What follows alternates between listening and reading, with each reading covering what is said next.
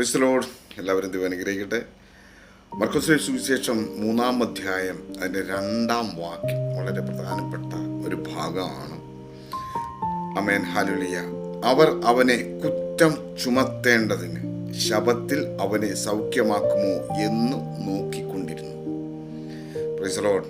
സർവശക്തനായ ദൈവം ചെയ്യുന്ന അത്ഭുതങ്ങളെ കണ്ടിട്ട്, ആമേൻ, ഹല്ലേലൂയ, അവനെ കുറ്റം ചുമത്തേണ്ടതിന്. ഈ കാലഘട്ടത്തിലും അങ്ങനെയല്ലേ സഹോദരങ്ങളെ?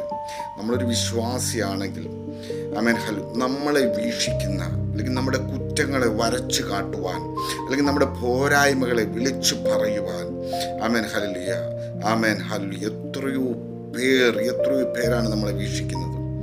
ഹല്ലേലൂയ. എന്തെങ്കിലും ഒരു ചെറിയ പിഴവ് വന്നാൽ മതി നമ്മളെ തകർത്ത് കളയുവാൻ, മറ്റുള്ളവരുടെ അടുത്ത് പറഞ്ഞു പരത്തി, ആമേൻ, നമ്മുടെ ശുശ്രൂഷയെ ഇല്ലാതാക്കാൻ, നമ്മുടെ ആത്മീയ ജീവിതത്തെ തകർത്ത് കളയുവാൻ, നമ്മളെ കുടുംബ ജീവിതത്തെ തകർത്ത് കളയും, കുഞ്ഞുങ്ങളുടെ വിദ്യാഭ്യാസത്തെ തകർത്ത് കളയുവാൻ എത്രയോ പൈശാചിക മണ്ഡലങ്ങൾ നമുക്കെതിരെ എഴുന്നേൽക്കുന്നുണ്ടെന്ന് എത്ര പേര് തിരിച്ചറിയുന്നു.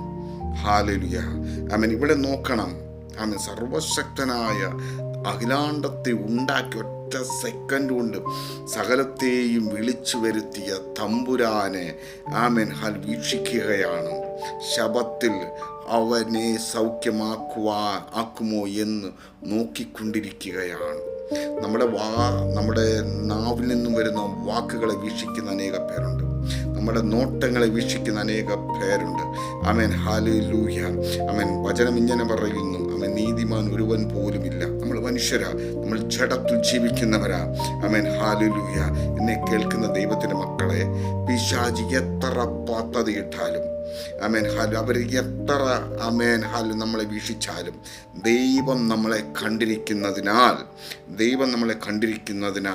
ആർക്കും നമ്മളെ തകർക്കുവാനോ, ആർക്കും നമ്മളെ ഉടച്ചു കളയുവാനോ, ആർക്കും നമ്മുടെ ശുശ്രൂഷ ഇല്ലാതാക്കാനോ, മുന്നോട്ടുള്ള യാത്രയെ തടസ്സപ്പെടുത്തുവാനോ ഒരു വ്യക്തിയെയും ദൈവം അനുവദിക്കത്തില്ല. ഓ, ഹല്ലേലൂയ, ഹല്ലേലൂയ, ആമേൻ, ഹല്ലേലൂയ. ഒരുപക്ഷെ ഒന്ന് പറഞ്ഞ് പരത്തിയേക്കാം, ഒരുപക്ഷെ ഒന്ന് പറഞ്ഞ് നമ്മളെ ഒന്ന്, ഹല്ലേലൂയ, കുറ്റം വിധിച്ചേക്കാം, ഒരുപക്ഷെ 10 പേരെടുത്ത് പറഞ്ഞ് നമ്മളെ, ഹല്ലേലൂയ,